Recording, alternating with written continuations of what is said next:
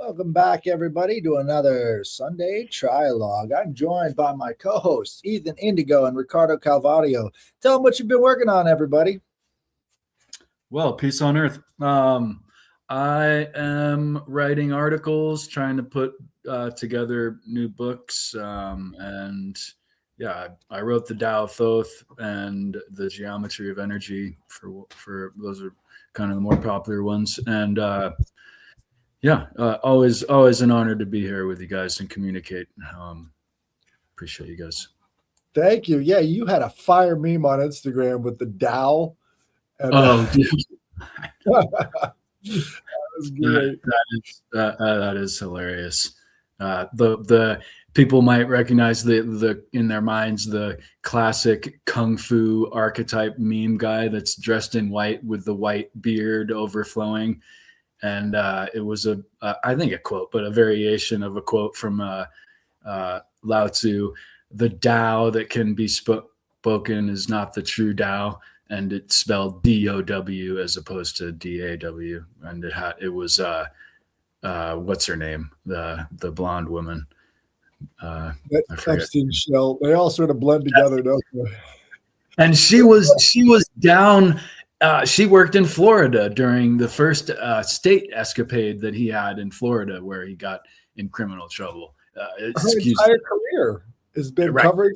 It seems like you could say so. Yeah. Absolutely. Ricardo, what's up, buddy? How are you? What are you working on?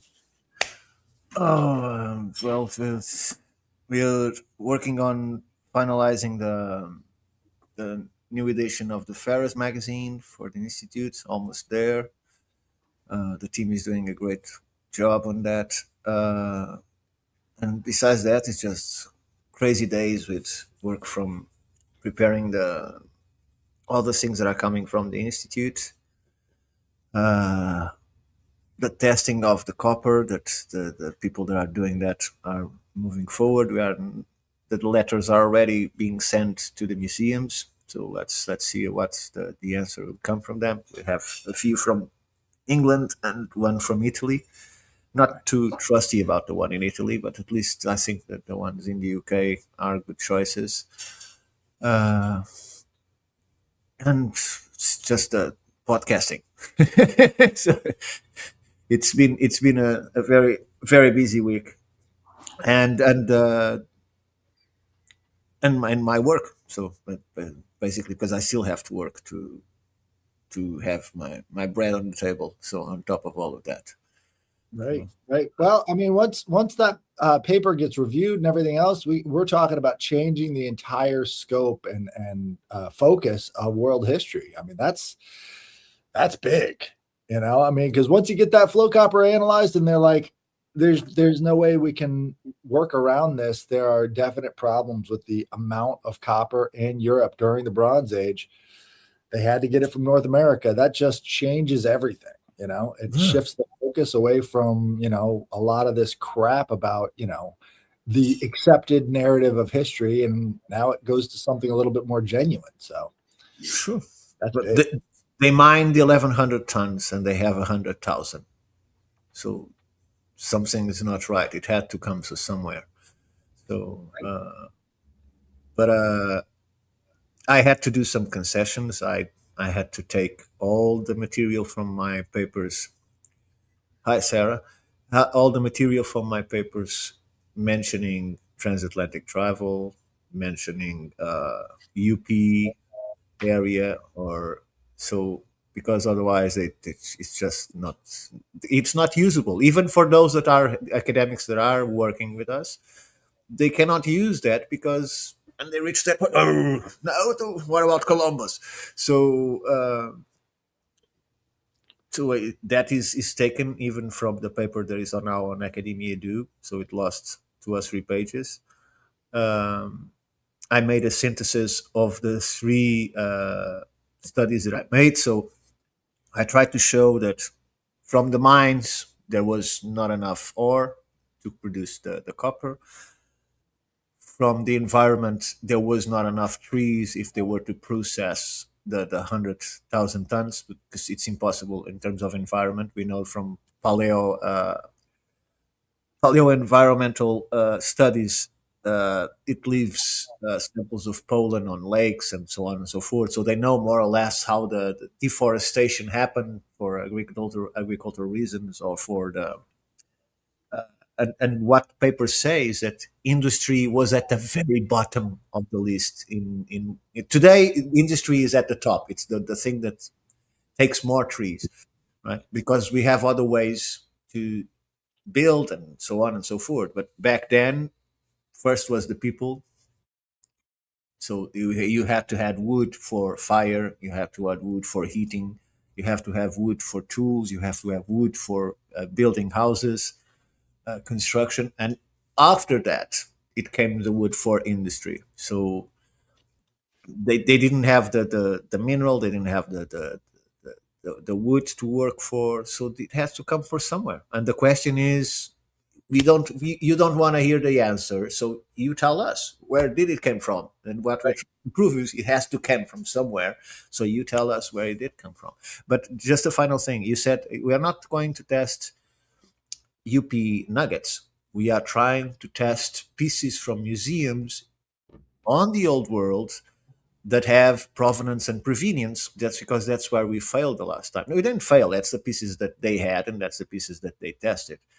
But those pieces were not found by archaeologists, or if they were, there were no papers about it. So now we're trying to pick up artifacts that are in museums in the old world, that we know exactly where they were found, who found them, when. It's documented by archaeologists, so they have provenance and provenience. That apparently is very important. Right. And if they present purity levels above 99.6, if they present, which I don't believe they will, but if they present mercury, there's only one place where copper has mercury, and it's in the UP. But the problem is that mercury disappears after 400, 500 degrees centigrade. So even to work the pieces, somehow they just give it a little bit of heat to make it a little bit more softer, and before they hammer it. Mercury evaporates. Yeah. But we're excited. We'll get the results in 1 month, probably, more or less. So we'll see. We'll see how it goes. And I just want to, as a last thing, just go and check Lost America series on Patreon. You will still have 10 episodes for free. Not sure how long you will. And after that, I think the subscription I paid either $5 or $6 a month, and you'll have access to the whole 6, 7, or 8 seasons that they have, and some perks. So go check that out. It's Lost America on Patreon. All right, that's great. So I wanted to bring up Kakistocracy. Are you guys aware of this term? Does it come from cackling? Is it the thievery? Thieves in control? It's close to thievery, but let me just bring up this. I forget what it is. Definition right here. Oh, so you said rule by the worst, right? Rule by the absolute worst. So kak is the Greek word for, or Greek prefix meaning the worst. Least suitable.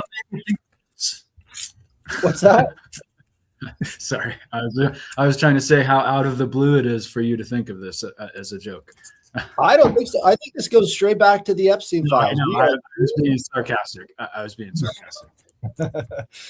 So we have a kakistocracy right now in the United States, and I think what a kakistocracy is, in essence, is the idea that you have a puppet government, right? So the worst people imaginable don't get to positions of power through their own strength, right? Because usually their strength is their weakness, right? So all of the weaknesses that they have get exploited to become these rulers, right? So they become the ultimate puppets, the worst, least virtuous people rising to the very top of society and ruling over everybody else. I think is the best example of how we are being ruled right now, because if you've noticed, they're more interested in protecting these, pedophiles at the very bottom of society. Everybody looks down on that group the reason why they are so integral to power is because of how easily manipulated people at the bottom are, because they have the most to lose. So Kakistocracy, I believe, from my personal beliefs, it would be an indicator of being a puppet government. It's not genuine, not connected to the will of the people whatsoever. It is the rule by the worst. And if you're taking an objective measure, I think the vast majority of people believe that having pedophiles rule your country is the absolute worst state of affairs you could be in. They don't care about children. They don't care about the future. And what do we see with all of these politicians? They're incredibly old. They're all on the verge of death, and they have no replacements, right? So in addition to being liars and thieves and all the rest of the things you could call them, they don't have any replacements. They can't bring up anybody behind them because they are so compromised that anybody coming up behind them would realize that and see exactly how bad they are. So they're not interested in the future. They're only interested in maintaining their power. And you see this in the myth of Kronos or Saturn, right? So he was so concerned about preserving his own power, he ate his own children to maintain it. Yeah. And this is where we're at today. We're sacrificing the future for these disgusting kakistocrats. What are your thoughts?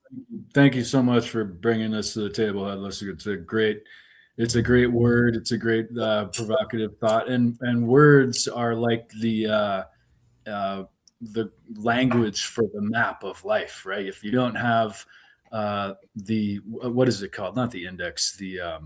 What the symbols on the map mean is the language. I forget the word right now. I'm talking about the word, not the glossary. It'll come to someone, or maybe me. But if you have the language, then you can read the map. And so thank you for bringing this important word, because it's very much like they have taken what I was going to bring to the table today, of course, is similar to this because of what's going on. The individuals in control, they will use rhetoric and philosophy and intellectual learning and so forth as a manner to control and lie and manipulate, rather than as a manner to develop themselves and thus others. I have one little document here, but I also have let's see if I can bring the image up. This I found in the Epstein files, and it was, oh wow, did it get deleted? My God, you've been hacked? Yeah. No, it's somehow I can't bring it up. That's odd. I can't bring it up through this means. Of course you can't. You're acting against the system. What do you expect? You can't bring it up. It's headless. It's at the head of the censorship. It's so, double agent. Head of the snake. Look out. Anyway, maybe I can share it somehow else. If you give me a keyword, I can pull it up in Gmail. Okay. It was an email to himself about manipulating information. Let's see if I can bring it up and find a keyword on it through this other means here. I apologize, but it was literally presenting the context that I'm talking about in an example. As far as he was philosophizing about, oh, there it is. Funny that it's you got it to pull up that way. So let's see here. Let's see. There's a quite amazing reference here. I'll read this, and maybe there's two keywords put together: hallucinations, allegations, and it should come right up. And I'll read it. It's a really astounding mannerism to lie. And it just really exemplifies this perversion of taking these self-development lessons and using them to control others. Here's the quote. If these things had been said during her sleep, they would commonly be referred to as dreams. If while awake, hallucinations. But said to a reporter, they are now referred to as allegations. Like, yo, wild way to. Did you find it? I don't know. I pulled up hallucinations.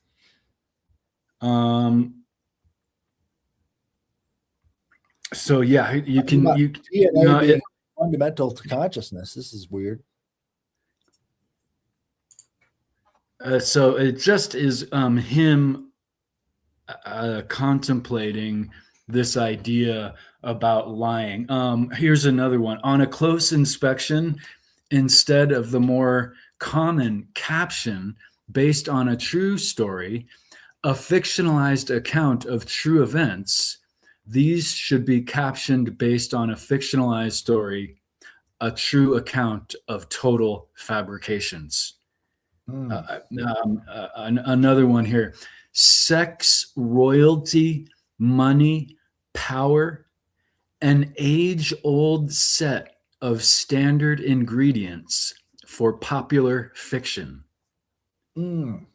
So you can see how they're trying to diminish the witnesses, which I'm not saying all witnesses are correct or truthful necessarily, but surely most, I think, have some credibility. And also just taking the whole situation and mocking it. Sex, royalty, money, power. Great story.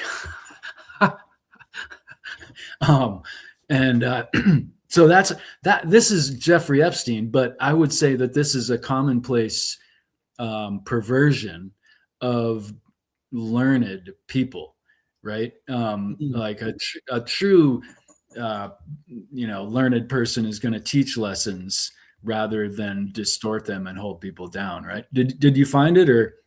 No, but I found one that you might like. This was from Jeffrey Epstein to Deepak Chopra. Now, if you know about what's been going on, he got his conference canceled, and he's like canceling all appearances because of these emails where he's talking with Jeffrey about the personal. He's like sucking up to him the whole time. Yeah, he is. So this is what Jeffrey says. He says, I thought you might like the fact that the game theory people propose the I is merely the social response to communication with others. They point to you, you are the subject, and assume an I. Please note. It makes sense. The personal I, which is socially induced hallucination.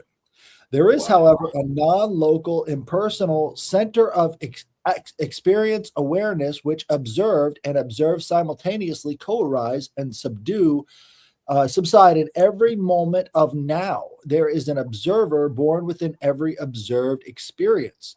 Chopra Foundation, blah, blah, blah, Center for Wellness. So he's directing him to his website and saying, come here, Jeffy. But here's the big thing that I see here.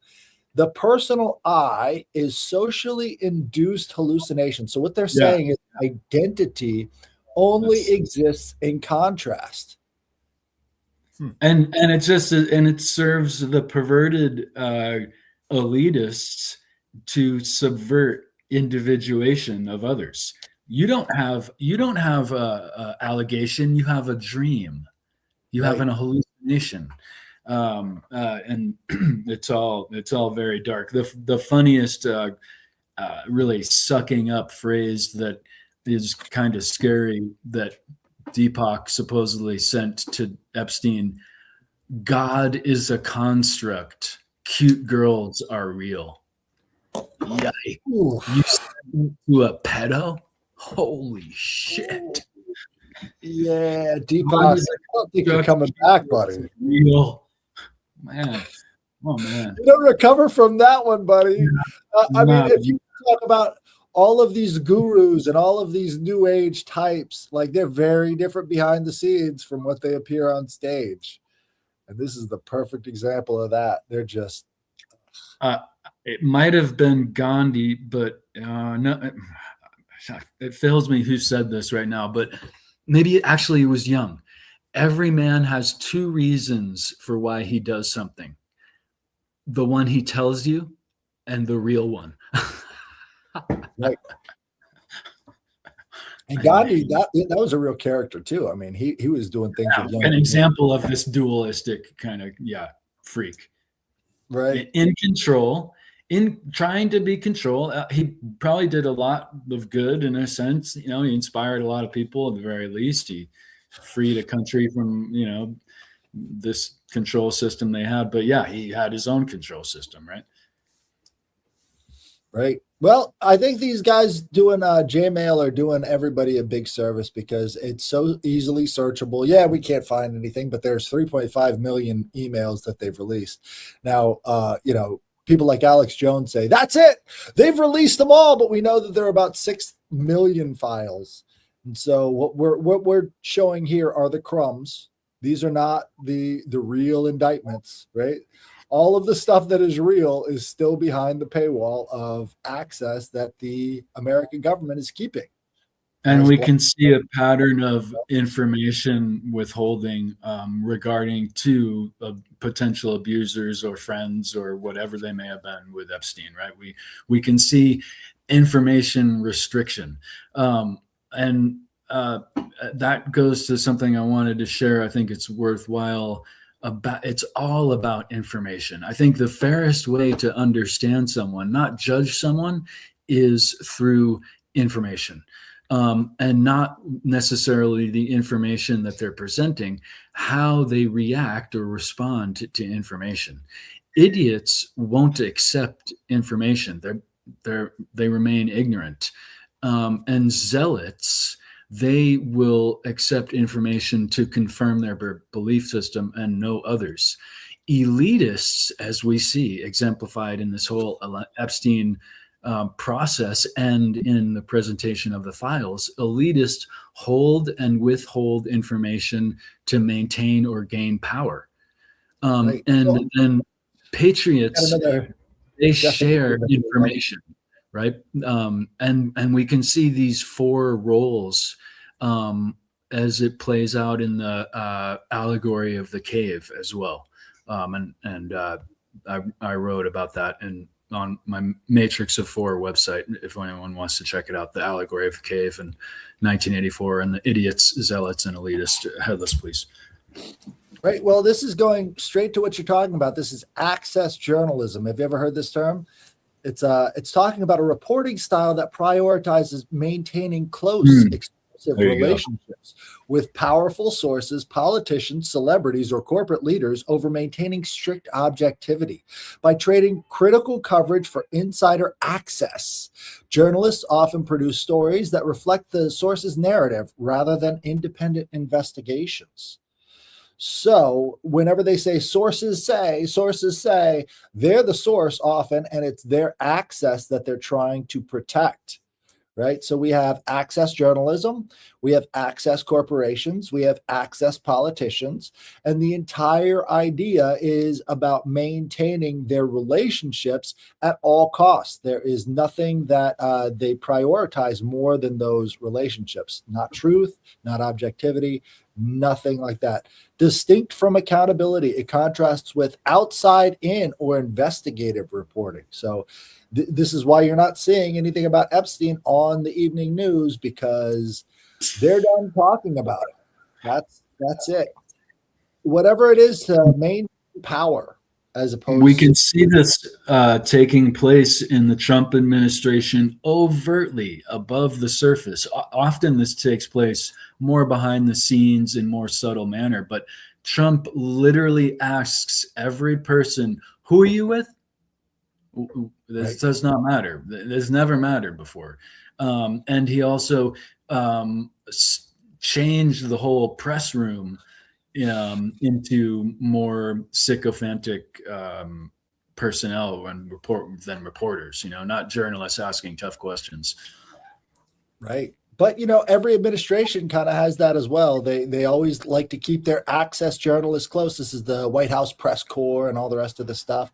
And really, under the first Trump administration, we see that the access started to shift. right? So he was constantly at war with the press, only to keep the press on his side. And he wanted to maintain sort of the access patronage network that existed under the Obama network, right? But all of this stuff has to do with maintaining relationship networks as opposed to actually getting truth out there. And it's the same with every administration. It's the same with all power. People suck up to power. So Ricardo, you posted this to the private chat. Let's see what do we got here.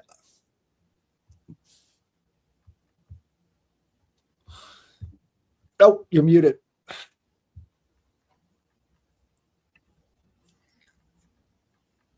I have no idea why I was muted. I didn't mute myself, but I might have done it by accident.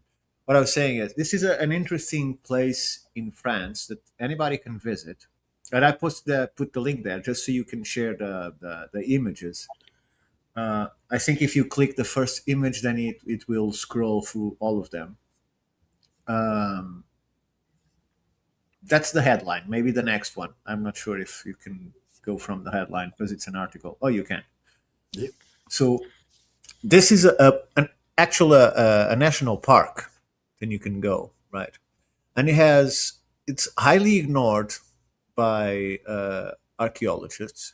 Let's say there's nothing to be there and to see there. Although there is a cave where they found up to 20,000 years of activity there. There are some interesting petroglyphs. But what I find interesting about this forest is if you keep going through the images, I think that we all see. So this is more images of the area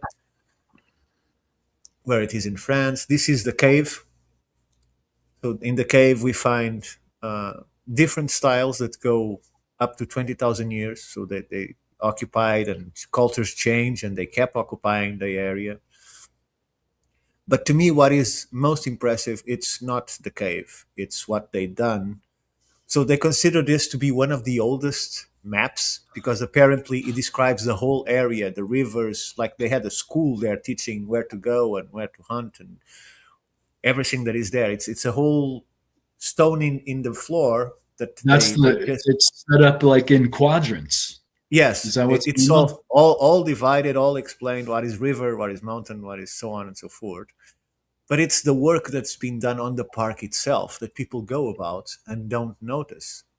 So this is still from the cave. You see this anthropomorphic figure, very interesting, And it's got the upside down triangle. and the cross hatching. That is something that apparently is worldwide. It's not limited to one place. Anytime they wanted to show something had spiritual or magical value, they created this cross hatching. Cross hatching. And what's interesting about that too is if you've ever done mushrooms, you'll notice the geometric patterns that start to emerge in your vision as a result of the drugs. And so that cross hatching pattern could be a reference to that geometric vision. This is the stone that we are watching.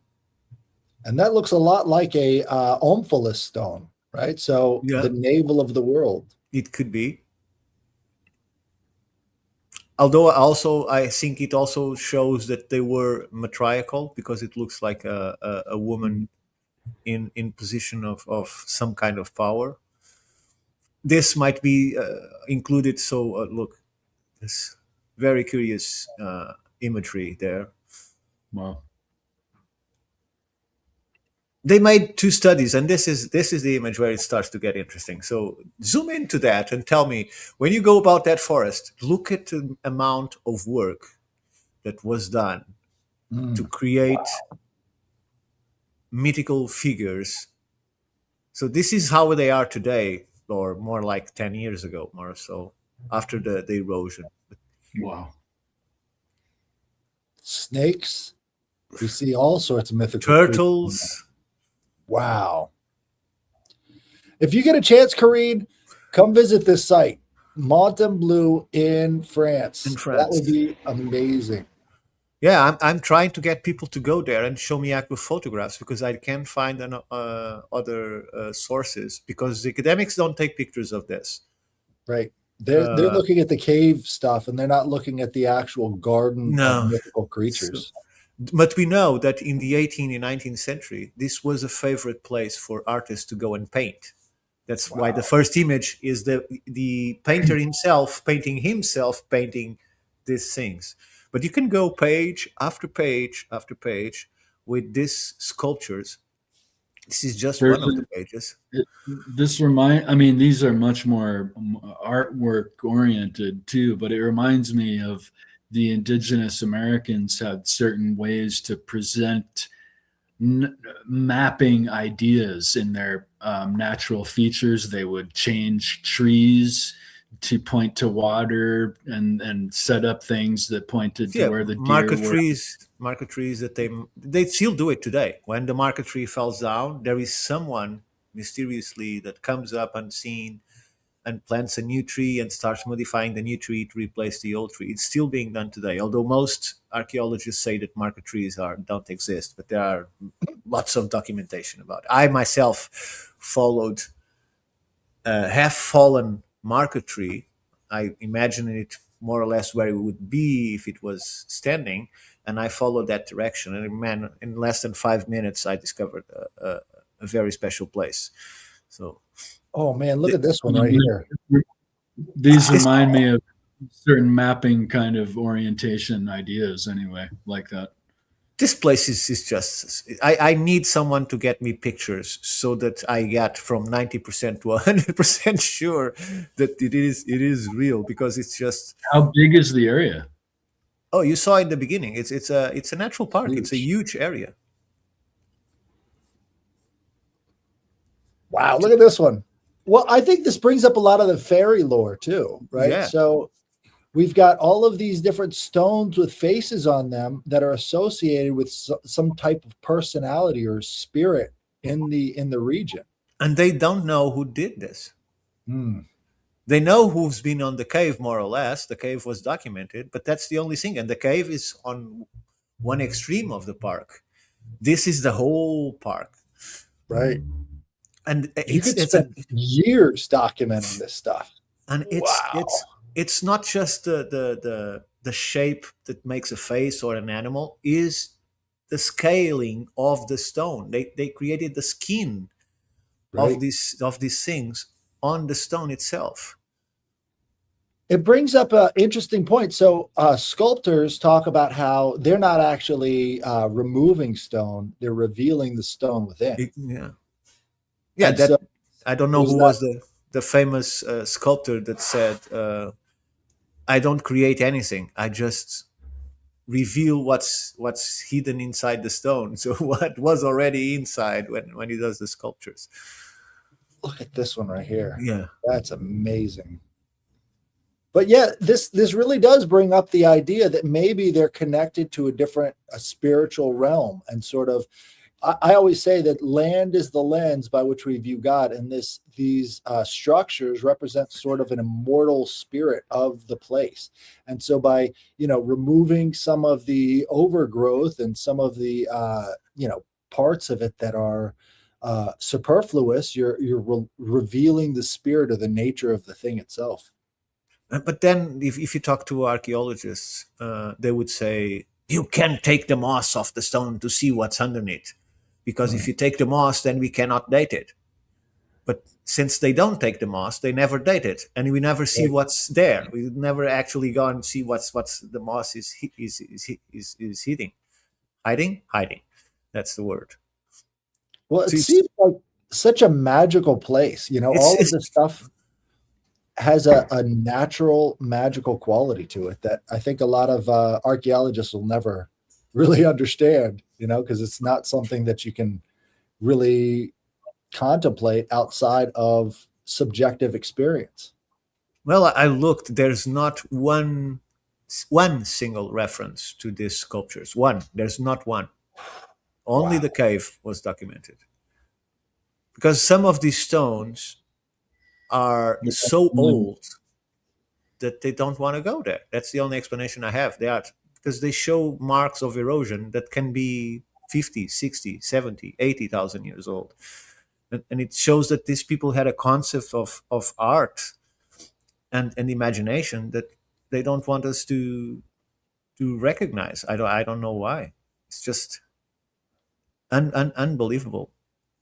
Well, And I it's mean, it makes sense. It makes sense from a scientific perspective. It doesn't make sense from a spiritual perspective, and they don't really accept that spiritual perspective at all. From the science perspective, it's like, well, all of this is, what do they call that? Where you assume a face in something, you're pattern recognizing when there is none. What's that called? I forget right now. Right, but you know the concept I'm talking about. It's just, mistaken perspective. That's clearly a rabbit, though. I'm sorry.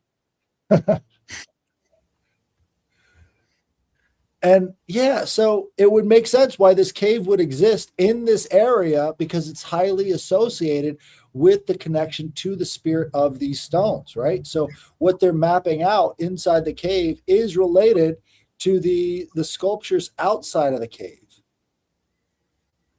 and And we've completely got, different. They cannot be associated with one with the other. They are completely different. right. The only Right. thing that is maintained is the cross hatching and the squaring and the lines. But It's so funny because we have places in America, for instance, what's it called? There's a place in Tennessee. It's Lookout Mountain, I believe it is, but they've got all of these stones all over the place that look like faces at Lookout Mountain. And what they do is it's a tourist trap. They're bringing people in based off of the faces in the stone. Why wouldn't they be doing that back then? If you're looking at it from a purely anthropological point of view, that makes sense too. That's why this is a holy site. And it's just to your point, it just shows you how powerful art is and how intrinsic artistry is to being human. and this is thousands of years of work, because you could spend a lifetime just creating, modifying one stone. I'm not saying that they created. I'm not trying to say that they created the stone. They used the stone that was there and just modified, and that's what they don't want to admit in America, that there are stones that are natural, but they have been somehow modified by the indigenous peoples to represent something.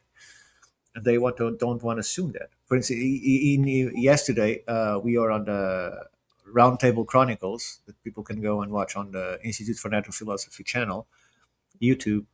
Uh, there were innumerous mounds and representations of what looked like proboscideans. Proboscideans meaning elephants, mammoths, mastodons. There were mounds that were mound elephants discovered by T.S. Lewis, and they mapped it. Only one survived in paper, and there are only two now, because the rest, the Smithsonian hired people to just go there, and they had no elephants because they couldn't be that at that age. They couldn't be there, right? So they're all the traditions count for nothing. Even there is this stone that is called the elephant stone that really has this mammoth. Uh, the skull rises, and then you have the trunk all the way to the floor, and it's right by a highway, and no one cares about it, because they just say it's just a coincidence that nature made it. Although never seen so much concentrated as in one place like here in France. It's just unbelievable. And here you see the first one. If you go to the first one, you see the painter. He's painting himself. That's the actual painter. He's painting himself, painting these rocks, because this was one of the favorite places for them to go and paint in the 19th century. Man, it just goes to show that, this intelligence that we have is all sort of derived from what we see. So it's the imagination and the connecting of these dots, whether or not they're real or not, that we put into art that ends up being transferred to future generations and giving people the idea, the ability to imagine beyond the physical reality, whereas our scientific experience is just the opposite. Right? If You can't imagine outside the physical reality. That's not allowed. if we follow the idea that you were exposing at beginning with the psychotropics, no matter what they are, imagine this whole area could be an initiation area, because you take the psychotropic and then you navigate through all of these mythical creatures, right? You have this man-looking creatures. You have the animals of various sorts and types, and you go across this. It's like navigating the landscape and going through all these ancestor spirits and totems, and it would be something truly life-changing to see these gigantic figures, these gigantic snakes, right? And, the thing is, I've seen places when I was diving deep into archaeoacoustics. I found a cave where, to this day, they are performing rituals that include chanting and sound and so on and so forth. And people that do that, they just thank you. Can you? Yeah, you're welcome. Of Can course. Can you Repost go it, back? guys. Can you go back in the article? Just go Yeah. back to the source of the articles. No. Oh. On the top, go to Uh-huh. my articles. To my list of articles. No. On the top, you said article. You go back. You see Oh, the okay. top. Yeah.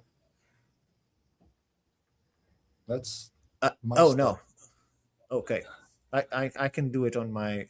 Click on my name and then articles. It's easier. Yeah. Oh, okay. Now There go we go. for articles. Down a little bit. Articles. There we Down go. articles. Yeah.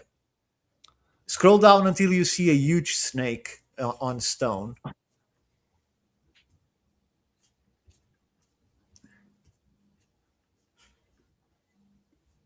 Snake Keep on going. the stone. Yeah, keep going, keep going. Mount Pisgah. Oh, yeah, that's a good one. Now we have the chief of the Cherokee interested. It is in the speech. He said, "Give us our bear," which Right. which Vincent, because they don't want to show. Keep going, keep going. It will be go down and down and down. This is just gold, guys. If you're not on his page looking through these articles, you're wrong. Look at all of this wealth of knowledge. Look at that. Oh, I love it. The dragons, how they're associated with water and horses. This is another interesting place. You see La Pena de los Namorados. It's a face looking. Everybody's talking about the face on Mars. How about this one? Right. This is exactly the same concept, but you can go further down. Just keep on going till you see a huge snake. I hope it's not the first one on the list. It might be. But look at this.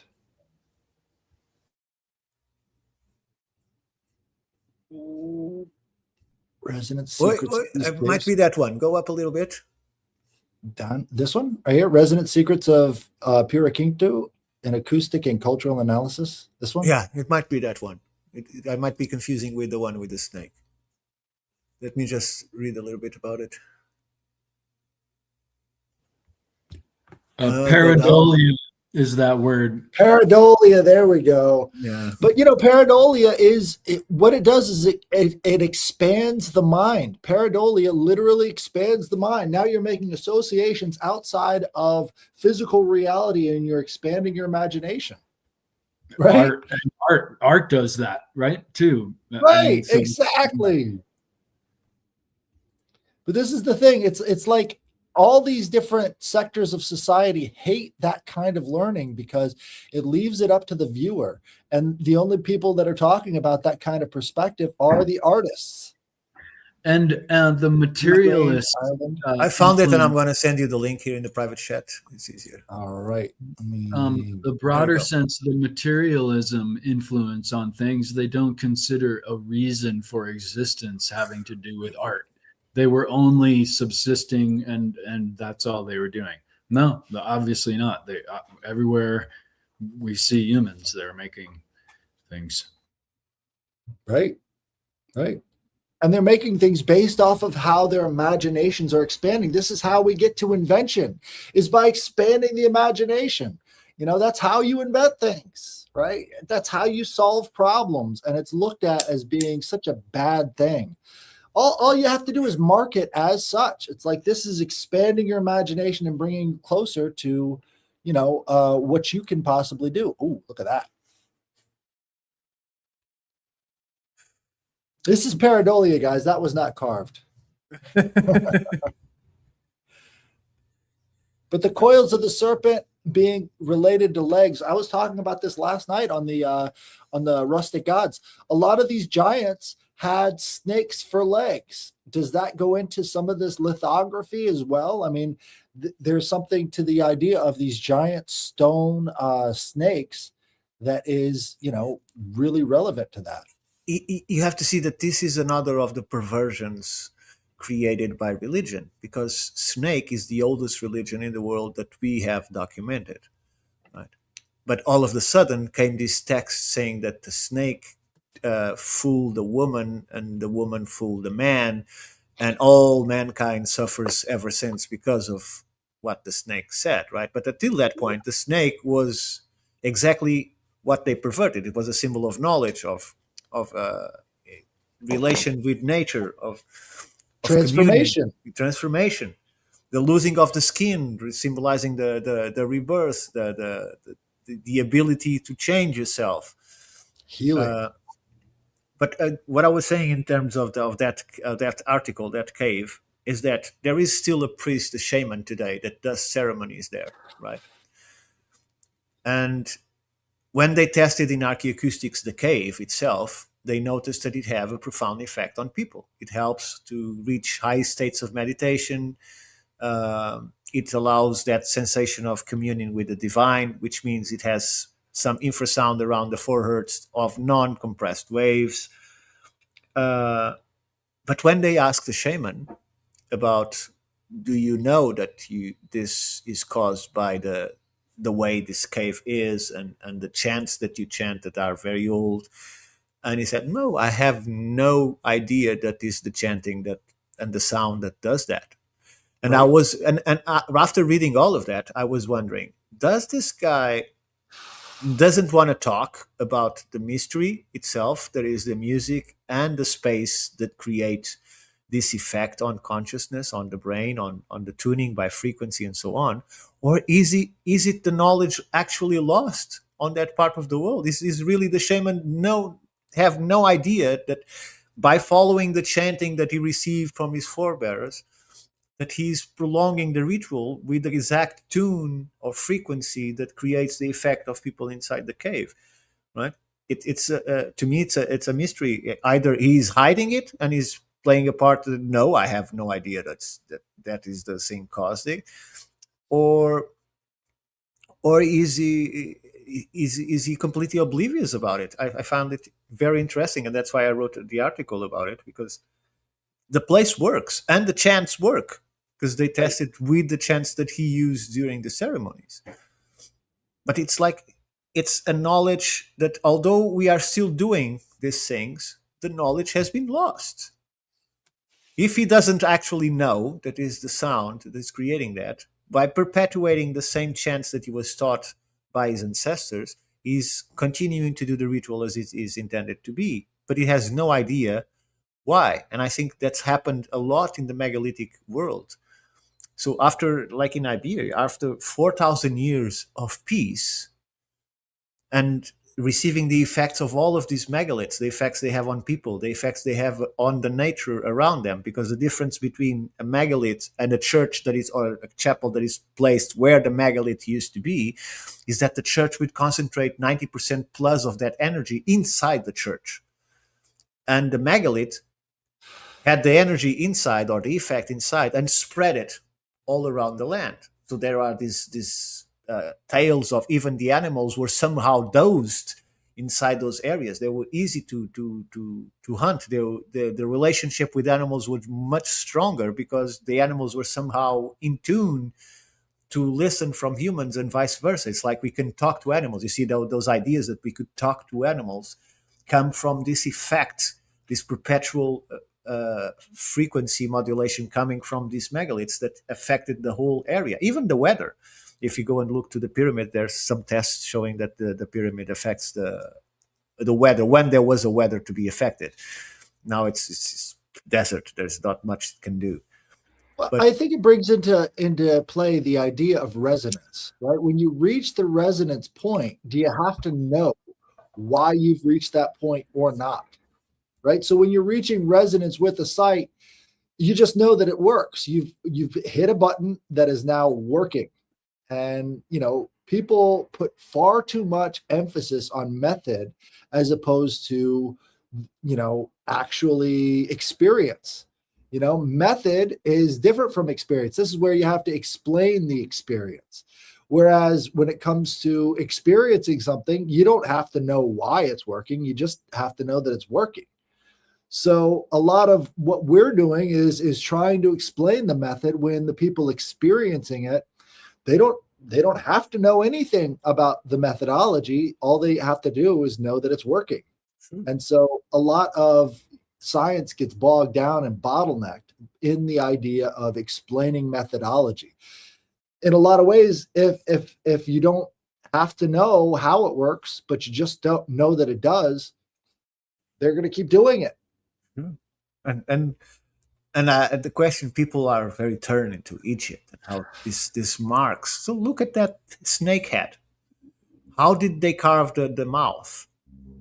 What in the Stone Age did they have to create that? Right? Was it with sinew that they cut the stone there? Was it the stone already cracked there and they just used the rest? Right? Right. Or did they find it like that and it works? Because imagine you come to a ceremony and the first thing you see is this gigantic head. It looks like a Conan movie, right? You remember the Conan movie with the snake coming out? Exactly. Or well, that's even where the idea from, right? Is like there's so many megalithic sites that have to do with snakes. It's like you put that in the Conan movie and it just fits because that's sort of the time period, this sort of, early Chalcolithic, which, doesn't make sense for why you would have a steel sword, but even the Chamber of Secrets, the snake coming out of the space. So it's something that we perpetuate in our pop culture without giving the actual meaning and fandom the meaning that it had 20,000 years ago. It's just, and that's why I think the monotheistic teachings have made snakes in correspondence with negativity and evil, right? Because they wanted to get rid of the old bad ways, right? They have the new good way. You can pareidolia snakes anywhere. And so you're not supposed to do that. You're only supposed to go to the book. yeah, but in this case, if you say that this is pareidolia, then please go speak somewhere else. Well, that's the thing too, is like, is pareidolia a methodology of connecting with the spirits? Because you found something that has a sort of essence that you can recognize, right? And that recognition brings a different state of mind. It's imagination changes our states of mind. That's how we change our mental states, is through imagination. And so this is the first key to really unlocking a deeper part of our brains, is that imagination. And now we're told that that's, evil and that's wrong and it's tempting you away from the book. Not to mention that if you look at this image, I would not put it past the possibility that the body of the snake that we see here, it's not native there. It was pushed into that hole to fit. So someone used a huge block, push it to that crevice in there, and then finish the carving and then put it there. You could see at the bottom, it was clearly not perfectly, but it was clearly broken in order to make the head be going up. Right. Look at all these marks. Look at all these marks right in here. That's human made right there. That's all of that. Right. That's a huge amount of work in very hard stone. Right. And they even made the horn. There is some snakes that have that little horn. They made the small proboscis that is from an ancient snake. Right. Snakes have a stick tooth. They have a tooth that helps them get out of their shells. Exactly. And there's something really deeply mystical about that as well when you think about the Orphic egg. So the snake tooth is the thing that allows you to break into the universe. That's really interesting. So it's just an amazing place that most people are not aware of. And these are representations of snakes through history. Right. And the intertwining of snakes. This is how snakes mate, by the way, is they wrap around each other just like this. And there's so many by the thousands. variations, right? And there's the Snake Mound in the Americas. Who knows how many other similar ones they destroyed that we didn't know about? Well, Right. you have most people know about Serpent Mound, Serpent Mound, but excuse me. yeah, but in Ohio, but that is made of and is an earth mound, right? But I found several papers showing immense snake-like figures that are miles long, right? Right. But they are made of stone. Pile of stones, like stones this big, all piled to create like a wall that goes and serpentines through the land and finishing sometimes in a open mouth. And those have been mostly destroyed. They are unrecognized because it's so vast that we just look a pile of stones. Oh, it's just a pile of stones dividing land, right? But if you follow it, you see that it has a beginning and it has an end, and it clearly represents a snake. And there are 2 or 3 papers showing some of those stone walls that probably are destroyed by railways, road making, urbanization, because they are just not recognized by what they are. Right? It's not the same thing that happened to the elephant mounds, that they were just deliberately destroyed because they couldn't known about the elephant because they are not that old. It's a matter of development, and things are just erased. But Right. it's a fascinating place. This huge snake coming out of that hole is just it caused an impression of me. It's one of the biggest that I've seen. Right. And there are sites in Indonesia where the entire mountain is sort of wrapped around by this sort of snake-like, scaly stone that is representative of that. They called it Snake Cave for thousands of years, and people don't think of it as a holy site. They're just like, oh, more pareidolia. But I think pareidolia is kind of the gateway that leads you to an imaginal realm. And this is where you get the idea of the mage in the first place, is your ability to imagine and your ability to keep these thoughts in your head and sort of expand your vision at the same time. These are not contrasting elements of the spiritual experience. I think half of all the spiritual experience is ourselves and our own perspective. And the other half is the finger of the divine coming down to show you that there is something outside of yourself. And I think it's also somehow related to matriarchal society that they wanted to eradicate, right? And this is way before the Greeks. They just needed to eradicate matriarchal societies that seem to be much more nature-oriented, life-oriented, mystic-oriented, than the matriarchal that just looked at, I'm serving the gods and I'm its representative, and I'm the sole force or the sole power of law or rulership. And, Right. and that change, I think, eradicated most of this snake culture. So, which is interesting because in the Bible we see that it is the snake that also caused the massive transformation of what was to be a human in this world. So you stop having everything given to you by nature, that is this nature oriented perspective, way of life, and then have to extract from nature everything you want to. You have to till the land. You have to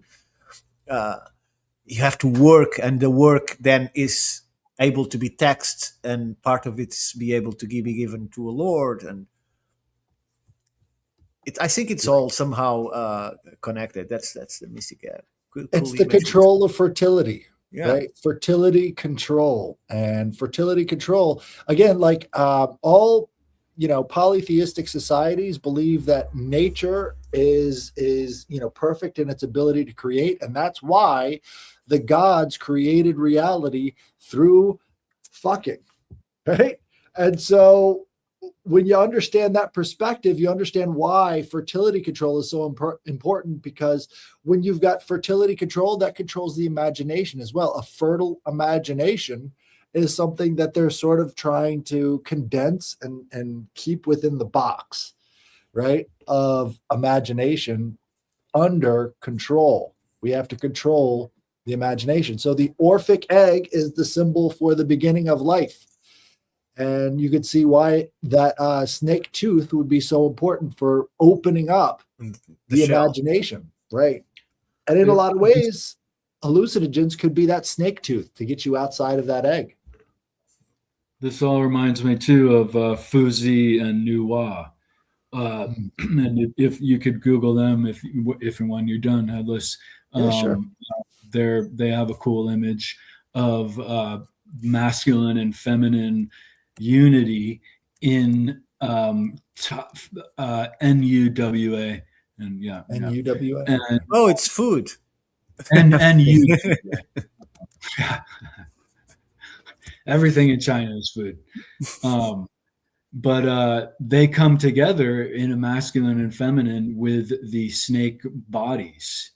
And in any thinking, how do you and they're holding the Masonic symbols that we traditionally associate with Masonry, of the compass and square, the feminine and masculine symbols obviously coming together there in sacred geometry. And these spaces too, with the snakes and so forth, they're very liminal. They make every space sacred and unifying the physical and the metaphysical. It's one of their. Oh, I was going to say too, the Ashura, they got rid of the feminine in the foundation of modern day Judaism and Christianity, where there was just one God who was alone, right? They got rid of his feminine counterpart, and they presented a trinity of Father, Son, and the Holy Ghost, yet no mom. Right. They got rid of the matriarch, the feminine at every step of the game. But are you talking about the present? Because men can get pregnant, apparently. Yes, we have to remember that. But the power of the feminine to create life is sort of seen as not as holy as the power of the masculine to impose will. Right. And so when you think about reality, you've got space and time, and they refer to, time as the masculine, but kind of forget that space would be feminine, right? The egg, the surface, the interior, all of that idea of space is translated into these temples, right? And these temples, these holy sites, would be condensation. Yeah. There you go, right? So once you put together the idea of Father Time and Mother Space, then you have the whole of reality sort of at your fingertips, but all we're given is Father Time. And Father Time is incomplete without Mother Space. These two ideas go together, and that's how you create resonance, is the pounding of the drum over time within a space that now resonates that chamber. That's and we see it again and again and again. Even if you go, people are like Egypt. So I go to the Osirum. You have an entrance that takes you into complete darkness. You go through a tunnel that is the descent to the underworld, or is the walk into death, if you want to. And then they are put inside a stone box that they call sarcophagus, but it's a stone box. You're put in there during the night. You have to survive in there, probably very high with something that they gave you. right. And before the crack of dawn, they go in there, they take you out, and you emerge through the water into the light. And this is what you see everywhere that are these initiation rituals, is going to darkness, spend the night inside something that is where you can't see anything, and then you are brought into life again through the water, because the Osiron has the lake that goes right into the east. You pass through the lake, and you have this wide view into the east afterwards. So you come through the water into the light, and that's giving birth. You come through the water from the inside to the light outside. That's exactly the same thing. So they might have eliminated the feminine, but they still use the concept of birth to create initiation, even in the right initiation well in Sintra. And you'll find and I've been in there, you'll find that they would go down this spiral stairway with the complete symbology of the Templar and Masonic traditions at the bottom. When you reach the bottom, interestingly, you have a huge shell, stone carved as a shell, with a fountain of water where they would purify themselves. And then they had to traverse the tunnels to come into the light through a waterfall. Right. So, and this was done in the 1900s. Of course, I think that the inverted towers, as they call, they're not wells, they are inverted towers. Towers, instead of going up, go down into the earth. There are two of them. And I think they existed before this individual that buy the land and transform it completely to create a highly symbolic property. They were already there. Then they are one of the reasons why the Templars wanted that area, because Right. there is so many tunnels in there, right? And it's, as I said many times, it's the only place where the Muslims and the Templars, the armies, didn't fight. The Muslims just said, "Look, here is the key." We don't know what he delivered, but we know that the chief mystic of the Muslims gave to Gualdin Pais, that was the leader of the Templars in Portugal and one of the ones that caused the creation of the country itself. He gave him something. It's documented. He received that from the mystic priest of the Muslims, while all the people that were in, all the Muslims that were in the castle went down a tunnel that it's still there, and the tunnel goes almost, it's about 4.5 miles long, but it goes all the way the mountain, so 600 meters. I don't know how much that is in feet. 600 meters down, and then about 4.5 miles under the ground to emerge in a cave in a completely different locality that has, you see, when you emerge, the mountain is far away. It's a huge structure that is still there, and the place where they came out is still called the Well of the Moors, because it has a well right in front of that cave. But they say the cave is extremely dangerous. Don't go there. In fact, you have buildings in Sintra that you go to take a coffee, and you look, it's, oh, this is carved stone where I am. Not the entrance, but inside the building, it's carved stone. And then you see a barred gateway. And if you ask the person that is serving you, what is that? Oh, is that just one of the doors for the tunnels inside the mountain that they consider dangerous? So everything is closed. So you go about the mountain and you find lots of these entrances. They are barred. They have iron gates or that you can go through, because the whole mountain is a Swiss cheese underneath, and no one knows who built that, right? So I had a interesting idea. So what if the Bronze Age was a counterfeit age?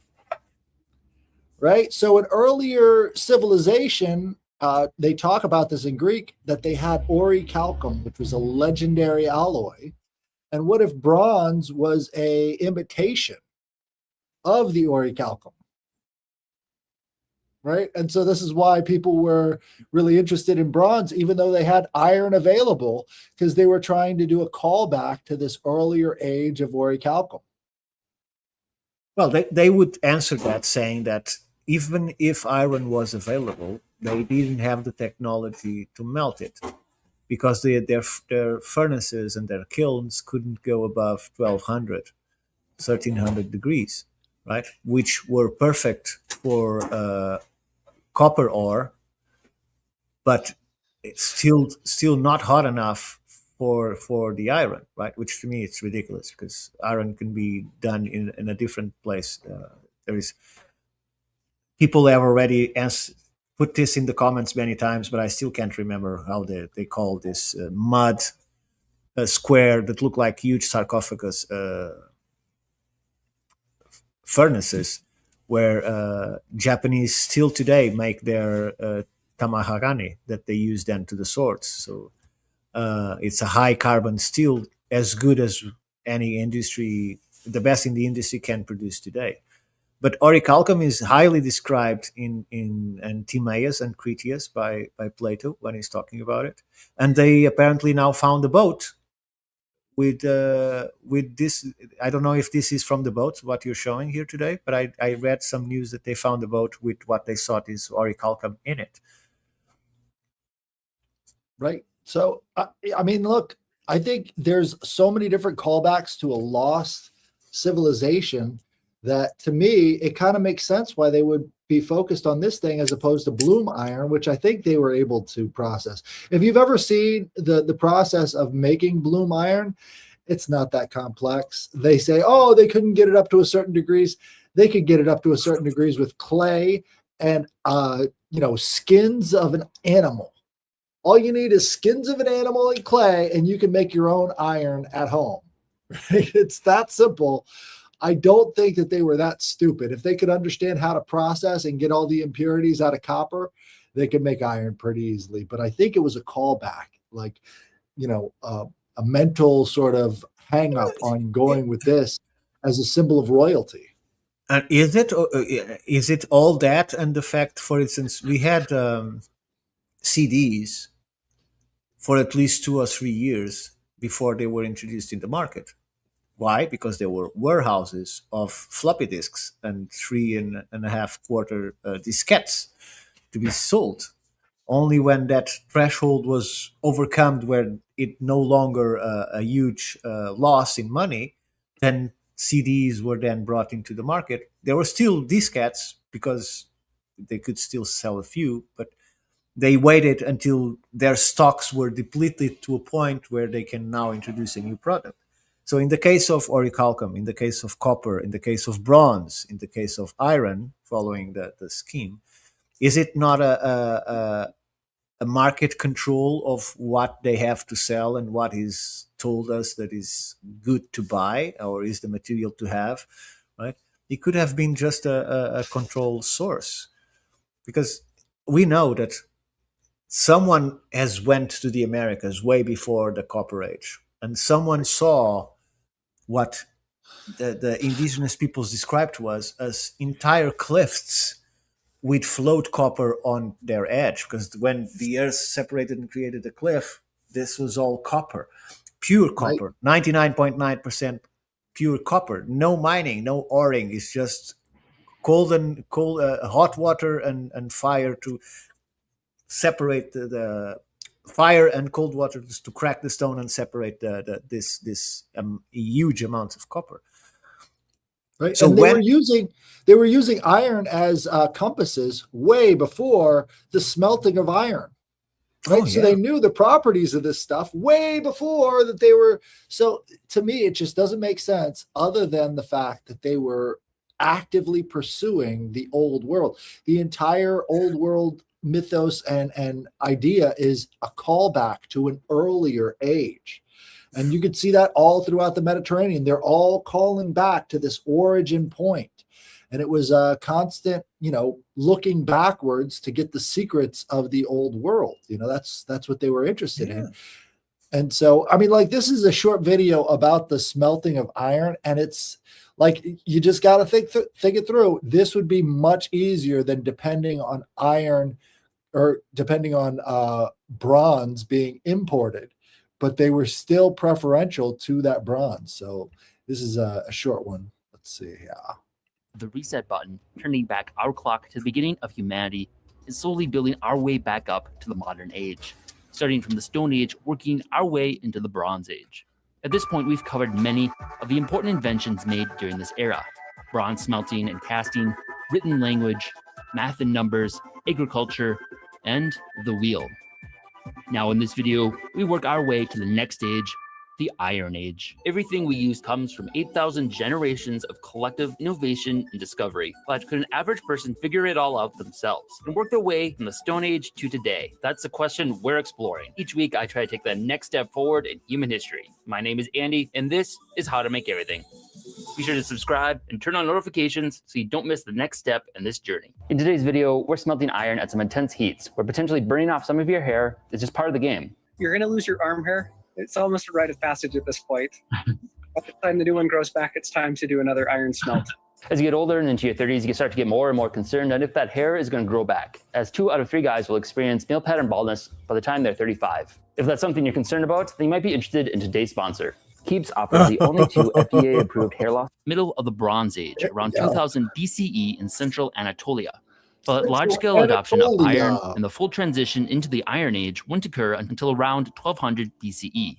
In one of our last videos, we provided one theory on the cause of the transition from bronze to iron, with expensive wars in the Mediterranean destabilizing major civilizations and disrupting the crucial trade route of tin and copper ore. Both metals, especially tin, are relatively rare on the Earth and need to be traded over vast distances. That's why we had an Iron Age, is because the Bronze Age collapsed. The primary initial advantage of iron over bronze to fuel this transition was that his ore was much more plentiful. I'll let author Lewis Dartnell explain further when I got to talk to him last year at his lab in London. Iron is actually a much more common metal than copper or tin that you need for bronze. So once we worked out how to smelt iron out of iron ore, we weren't so limited by the metal that we could use. It wasn't just the elites and warriors. It was basically society as a whole could then use. He's just making my points for me. Because iron ore is much more widely distributed around the world. Something I talk about in my new book, Origins. All of that iron that we have mined throughout human history comes from a particular quirky period in our planet's history when literally the entire planet rusted. There was a lot of iron dissolved in the seawater, and then something happened and that iron rusted and just dumped down onto the seafloor to build all of the iron ore deposits that we mine today. And that particular event is called the Great Oxidation Event. Oxygen started building up in the atmosphere, which rusted the iron, was oxidized, and then was deposited down as iron ore. So it was very primitive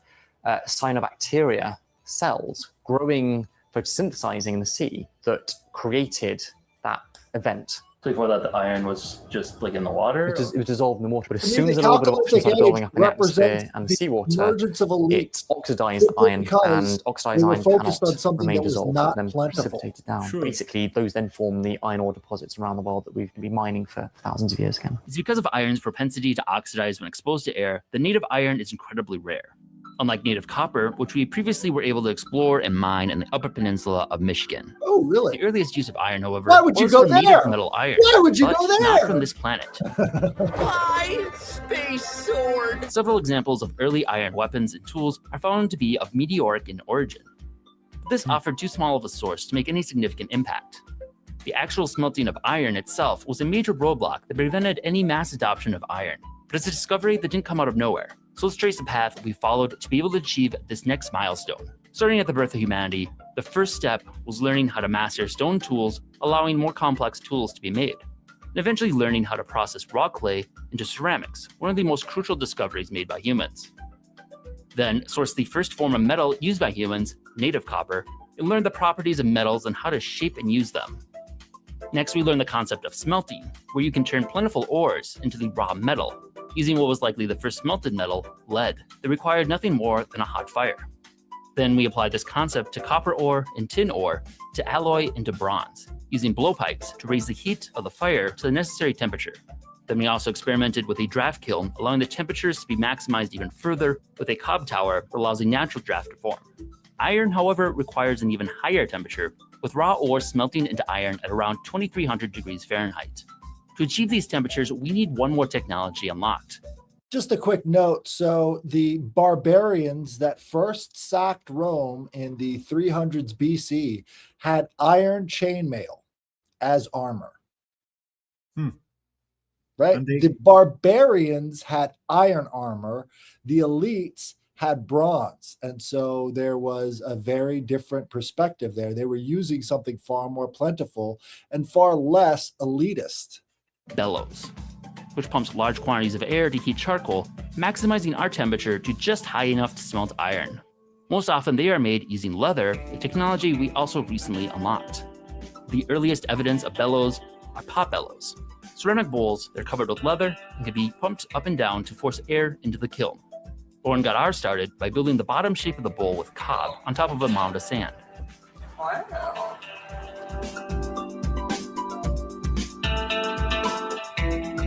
Wow.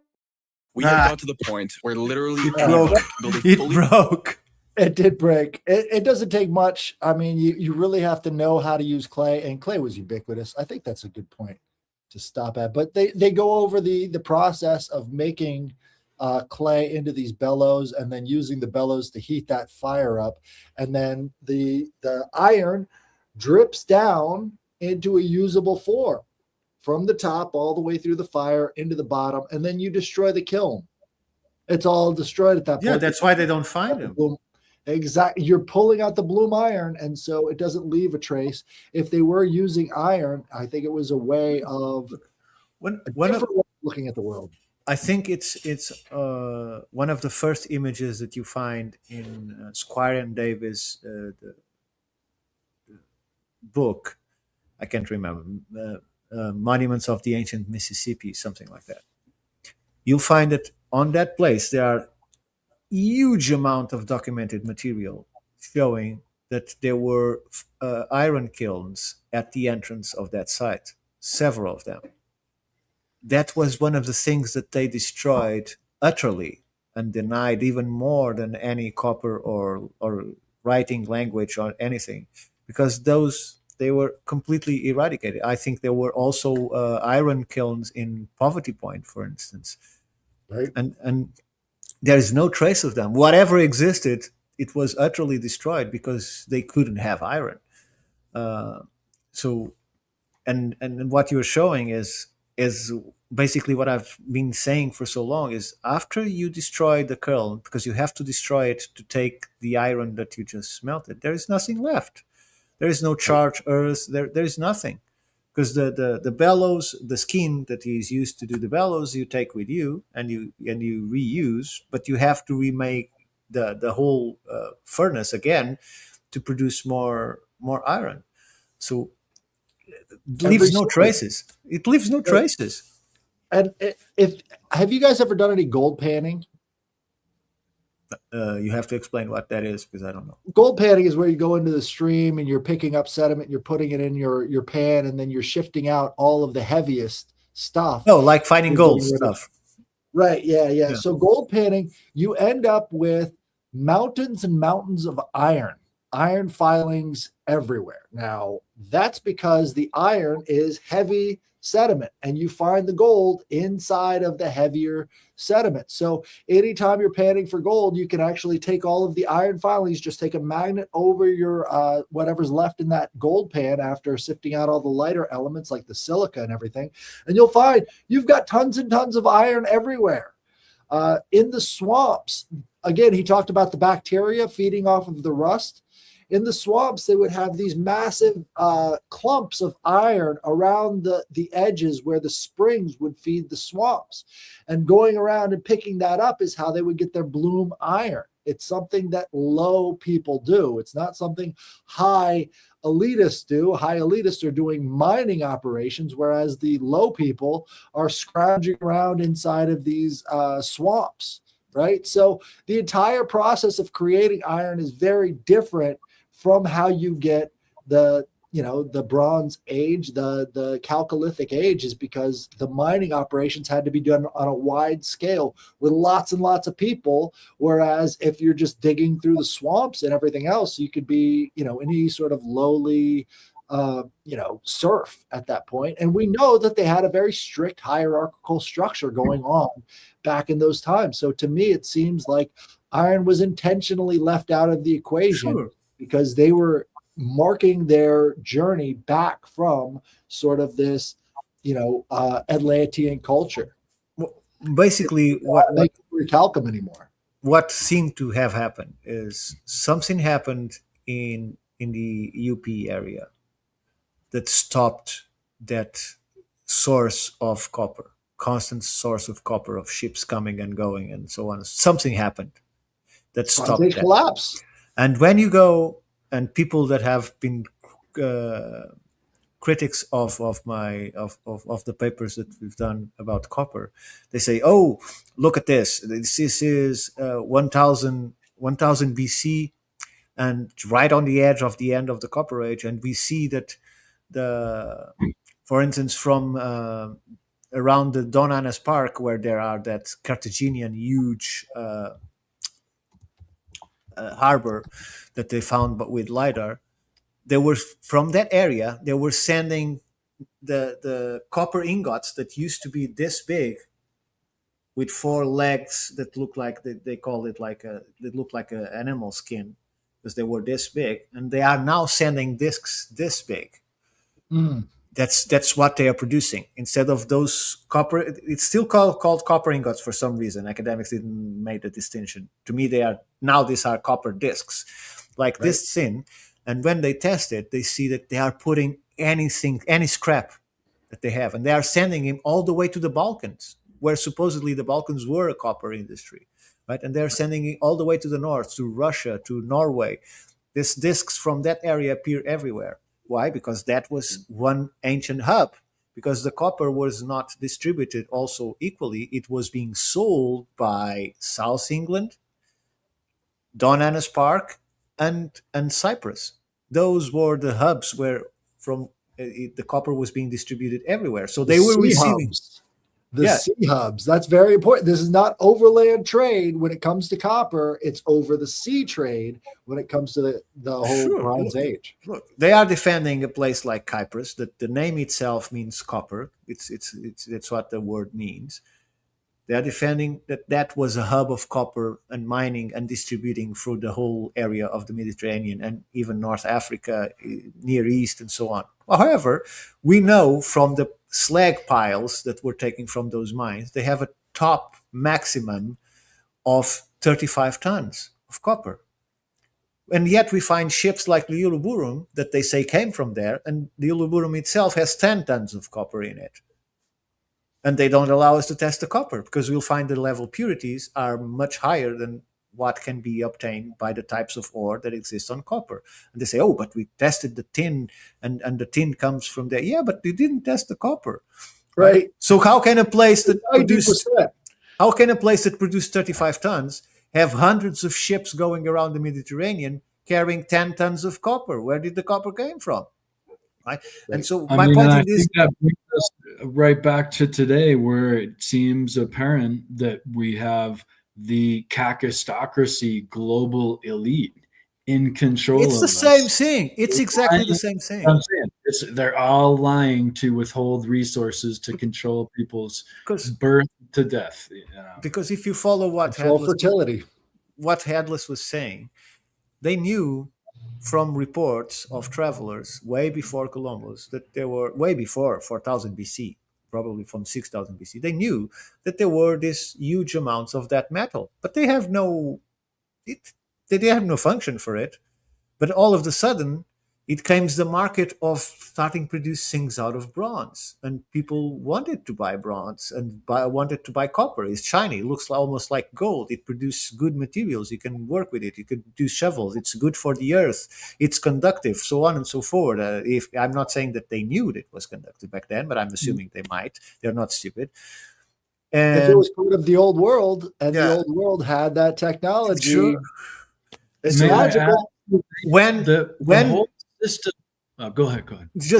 So when these people started mining for copper and producing things out of copper from ore, someone on this hub, South England, Don Annis Park next to Cadiz, and Cyprus, somehow this elite knew, I know where there's lots of copper that I don't have to mine with antler picks. They were mining with antler picks. So try and grab an antler pick and go to a mountain and break the mountain with the antler pick. Okay? Do that, please. And tell me how you can take out 100,000 tons of copper with antler picks. So someone knew, I know where there's lots of that stuff. We don't have to do anything to it. It's the purest. You can even put some impurities in it and produce more material from the material that we're receiving.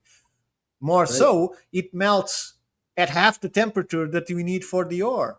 And if it is sulfidic ore, that most of the sources were, you have to roast it first and then smelt it, which there are no trees to do that. There aren't. You couldn't do that, right? It's the perfect artificial scarcity. And speaking of which, I got to get going because I got another thing coming up. But okay.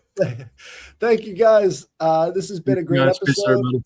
Till next week, then. Thank you for sharing those pictures. It's always great. I mean, people have to expand those imaginations. That's sort of what we're trying to. And if there's someone near that, take pictures for us.